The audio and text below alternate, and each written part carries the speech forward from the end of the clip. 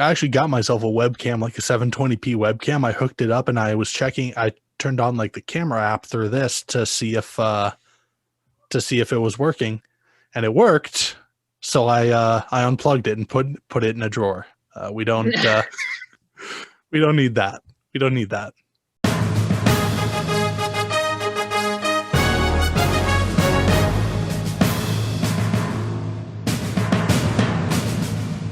And with that, welcome back to the Moorpark Reporter Sportcast.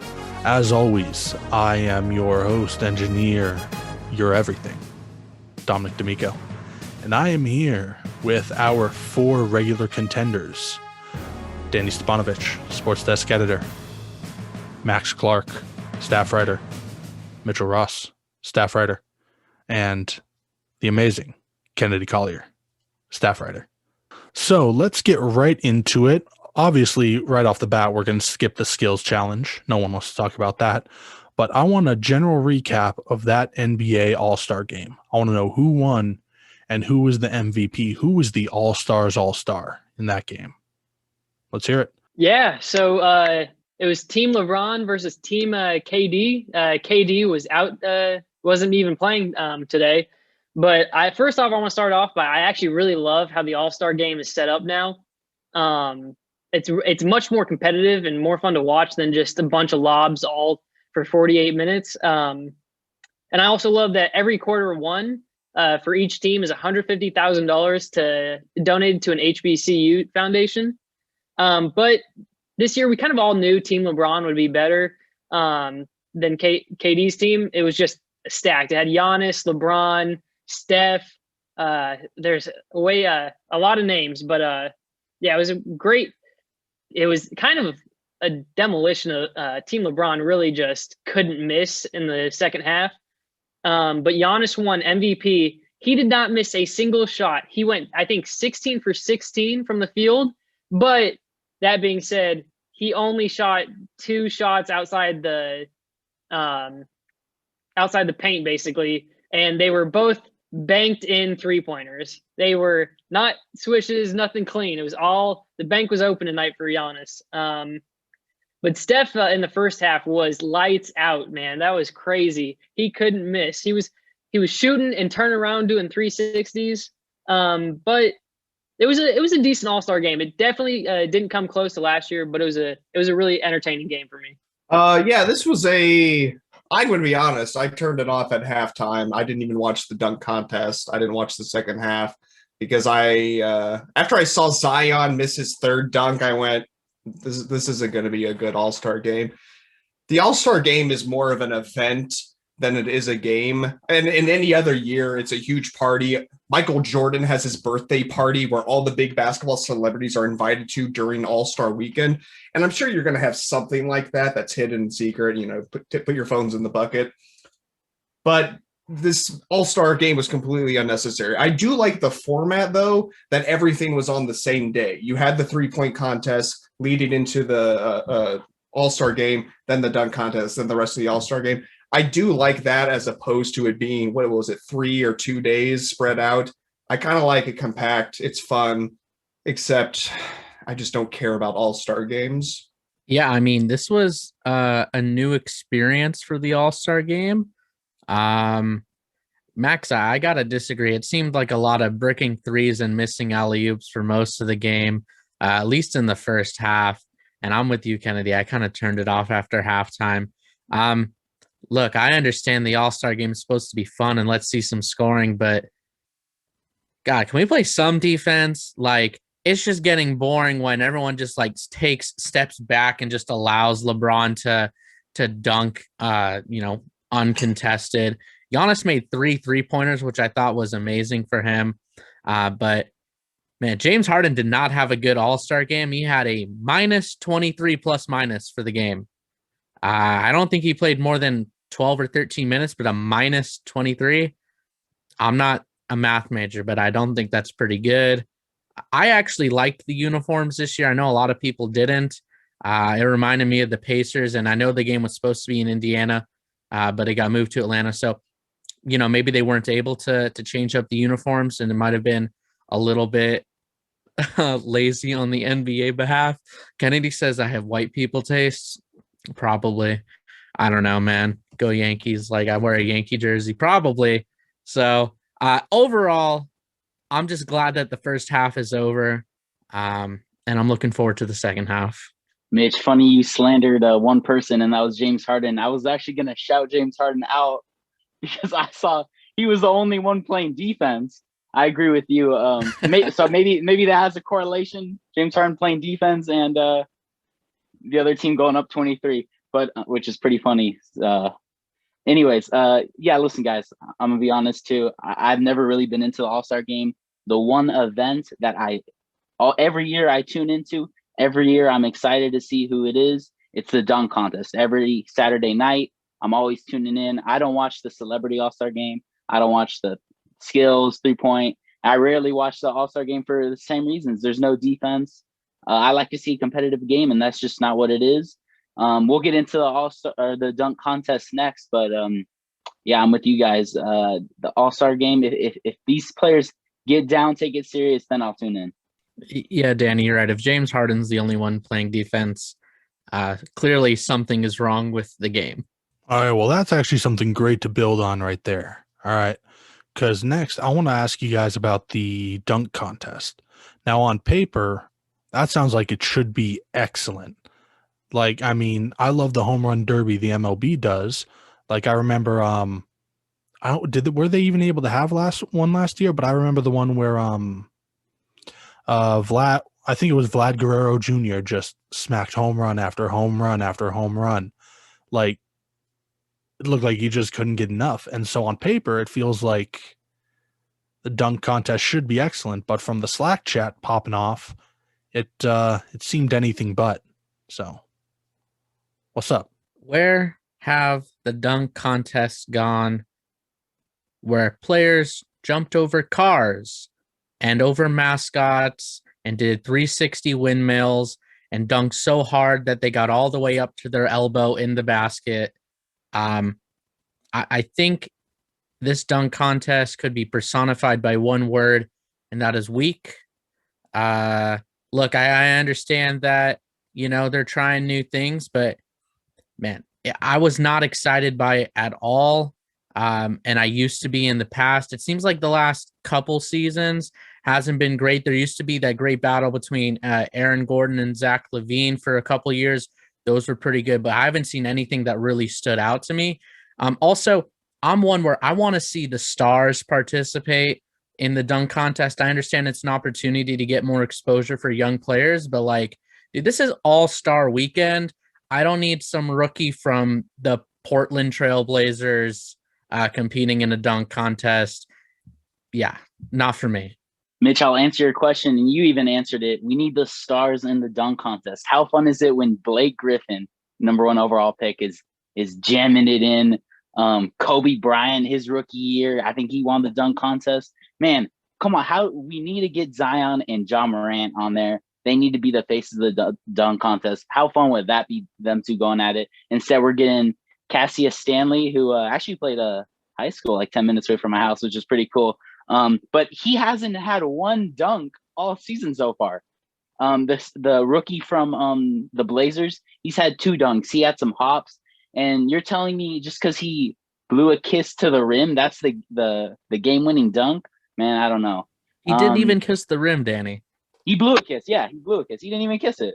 I was gonna shout out Cassius Stanley through the legs, with his head over the rim, and he yammed it. And that's still not a 50. Another thing I want to bring up: the judges, I feel, always mess it up every year.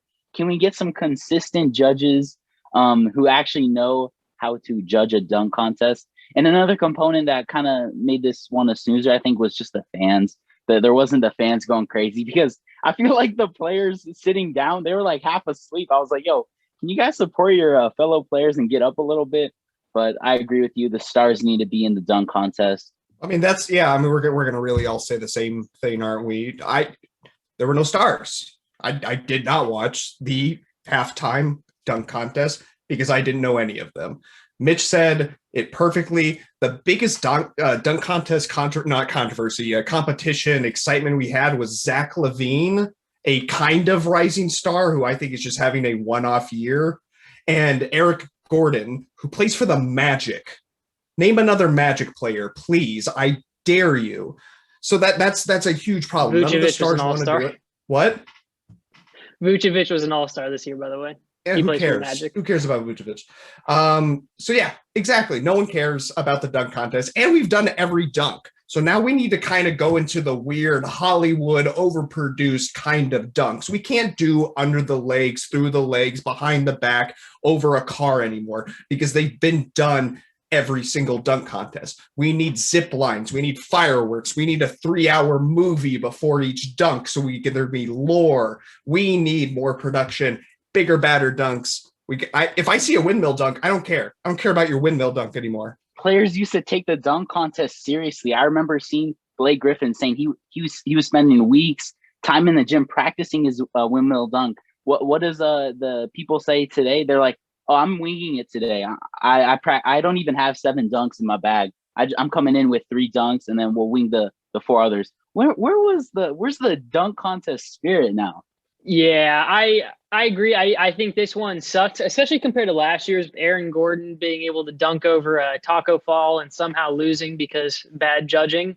But I think I thought it was good. I think Cassius Stanley definitely got screwed over on that first dunk. Obi Toppin, he had actually a really impressive windmill dunk that people just negate because he put his arm on Julius Randle's shoulder, but he fully went around and dunked that.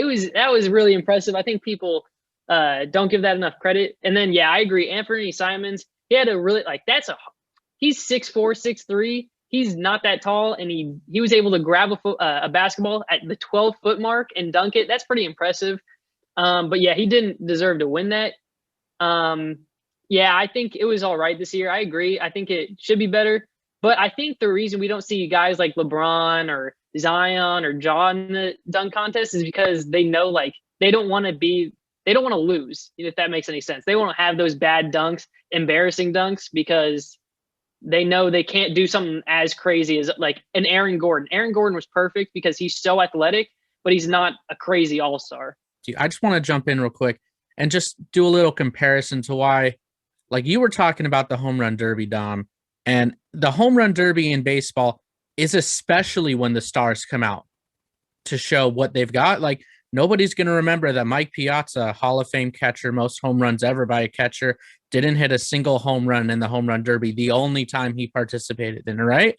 But they're going to remember that Ken Griffey Jr., the greatest left-handed hitter of all time, won it back-to-back. So you need the stars, and I think it's just a cop-out if they're not doing it, because who cares if they fail? They're the biggest stars in the world. They just won't fail. Well, that's the thing. I mean, you said the game-winning dunk, the player blew a kiss to the rim. At least it's socially distanced. But B, I feel like NBA is so reliant on narrative. I feel like I don't hear much about narratives in baseball the way I do NBA. Could it be part of like Kennedy was talking about LeBron, third eye open? It's always part of the plan. Could it be just they don't want to mess up their own narrative? Zion doesn't want to be, up and coming rookie who biffed 3 dunks in the All-Star game, biffs it at the dunk contest. I honestly don't think Zion would do anything that crazy in the All-Star game, or not in the All-Star game, but the dunk contest. I don't think he could do a crazy in between the leg, crazy multiple, or anything we haven't seen before, I should say. Okay, but in the All-Star game, Zion made a little bit of a fool of himself by missing 3 easy dunks. So he's going to get clowned on for that.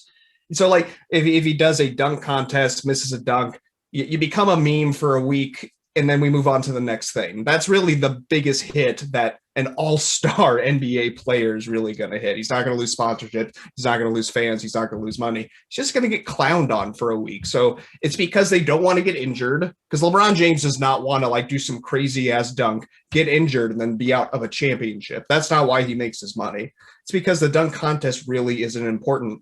And again, we're trying to make it important, but I think we're starting to see that. Is it worth it? I don't know. All right. Well, Kennedy, a meme for a week? Come on. Left Shark will always live in my heart. Speaking of people living places, let's talk about Blake Griffin to the Nets. That's a trade. So tell me about it. That was a smooth transition right there. Very proud of you. New York, Brooklyn's in the house. Man, if this was 2016 or 2017, I would be super hyped to have James Harden, Kyrie Irving, Kevin Durant, and Blake Griffin all on one team. I think this is good for Blake. His time in Detroit clearly ran out. I kind of feel bad for him just because his whole story got that massive Supermax deal with the Clippers and then was traded away to Detroit. He had one good season with them when he made the playoffs, but then he got hurt. Blake hasn't dunked in a game in like 2 years. He's not as athletic as he used to be, but he has, brought his game out towards the 3-point line. I think he's going to slot in good for Brooklyn, and it's going to be better for him to be in a winning environment. Plus, you've got 3 of the greatest players in the NBA right now, Kyrie, Harden, and Durant on your team. And, greatness is contagious. And I think it'll just, reinvigorate his game the rest of the season. Yeah, I don't see Blake Griffin being much of a factor with this Nets team. But like the Nets, they really need him because they're starting Bruce Brown, who's decent, but they need more as many bigs as they can get. And man, it's just sad to see how Blake Griffin just he's just going downward because he's only 31 years old, and he's 31 years old, and he's like the only player over 6'7" I saw that hasn't dunked in the past 2 years of qualifying minutes, which is just insane. Blake Griffin, one of the most bouncy players in this league's history, can't dunk anymore. I don't see the Nets not going too high up. I still got the Lakers as my favorite, which we'll get into later. All right. So I think with this is just the rich get richer. It's just the same thing we see over and over again.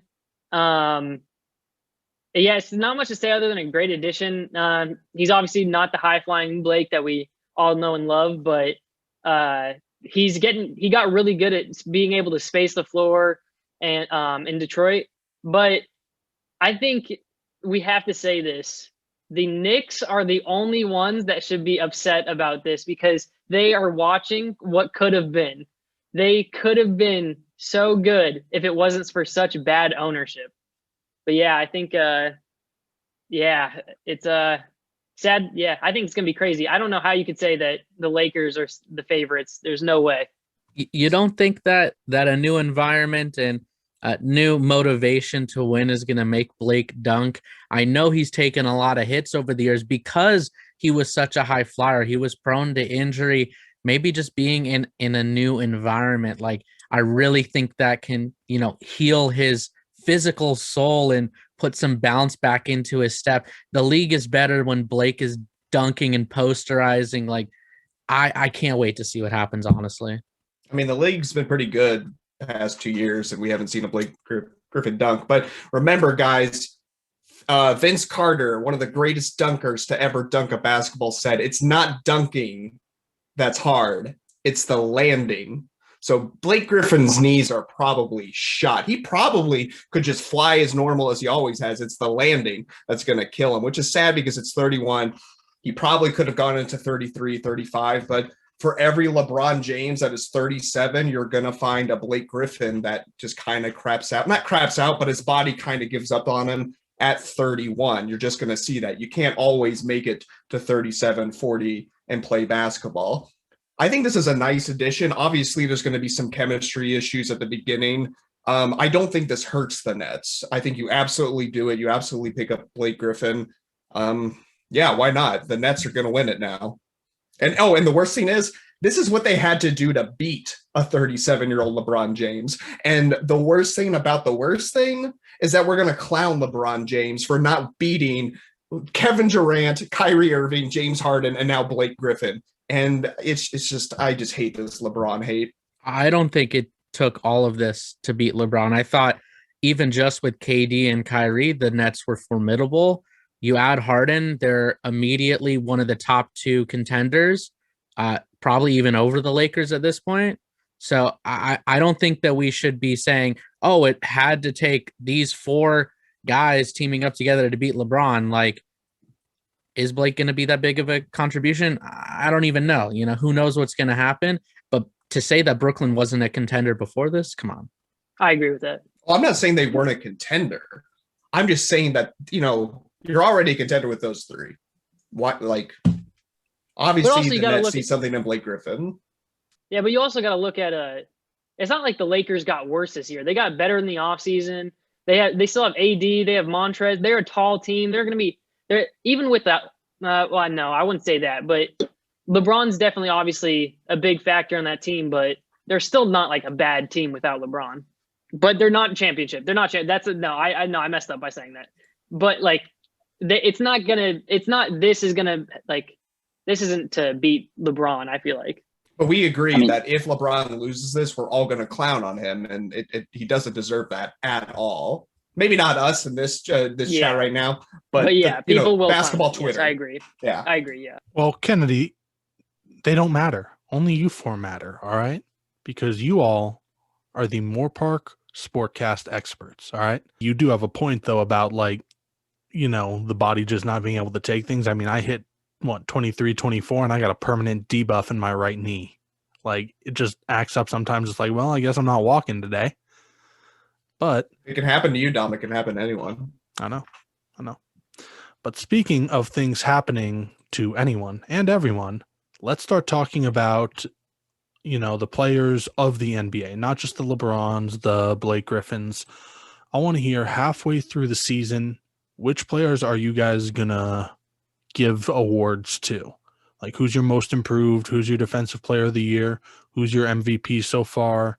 Are there any surprises, or is it pretty much just, the people phoning it in the All-Star game? All right, I'll start with my most improved player. I think it's got to be Jeremy Grant, who was averaging just 12 points per game last season as a role player on the Nuggets last year. He's averaging 24, albeit on a terrible Detroit Pistons team. But to see a guy who was the guy the Lakers were letting shoot threes late in games, they're like, all right, we'll let Jeremy Grant take that three as long as it's not Jokic or Jamal Murray. And to see him averaging 24 points per game, I think it's got to be him. Defensive player of the year, Ben Simmons. He's the 1 seed. He's guarding the best player on the floor every single game. Point guard, shooting guard, center. And then my MVP, it hasn't changed, guys. It's still LeBron James, 36 years old. He's going to take the Lakers all the way this year. Hopefully they can get a center to help them out a little bit. They need some more rim protection. But I think when AD comes back, Lakers are going to shoot back up to that 2 seed, and that should be good enough for him to get the MVP. It has been fun to see what Joel Embiid has been doing. I forgot who called it out earlier, but I think it's still LeBron. So I'm going to do most improved. I'm going to give it to Zion Williamson. Last year, he didn't even pick up a basketball, and he just looked fat. But now he has the most points in the paint, about 19 points. He's just unstoppable the closer he gets to the rim. If he can just develop his outside game, I think we're looking at the next LeBron James with Zion. It's insane how much he's improved. He's going to be the face of the league. I love it. Defensive player of the year, I got to agree with Danny. Ben Simmons, he's doing great on defense. I'll keep it quick. MVP, still going to give it to Joel Embiid. Yeah, I think I'll go most improved player. I think it's hard to say. I'm going to say Christian Wood. Obviously, I'm a Rockets fan, but since he's been out, the Rockets have not won a game. They are on a 13-game losing streak. And if I told you 6.5 months ago, if I said the name Christian Wood 6.5 months ago, nobody in this podcast would be able to tell me who Christian Wood is. And he's averaging 22. Whoa, chill! 10. You gotta call us out like that, Max. Come Hey, on, man, I don't think any of us would. I don't think I would. But 22, 10, and he's shooting 43 or 42 from the 3-pointer. And then defensive player of the year, I got Miles Turner, 3.4 blocks per game, 1 steal per game, and 6 defensive rebounds. I think that's crazy.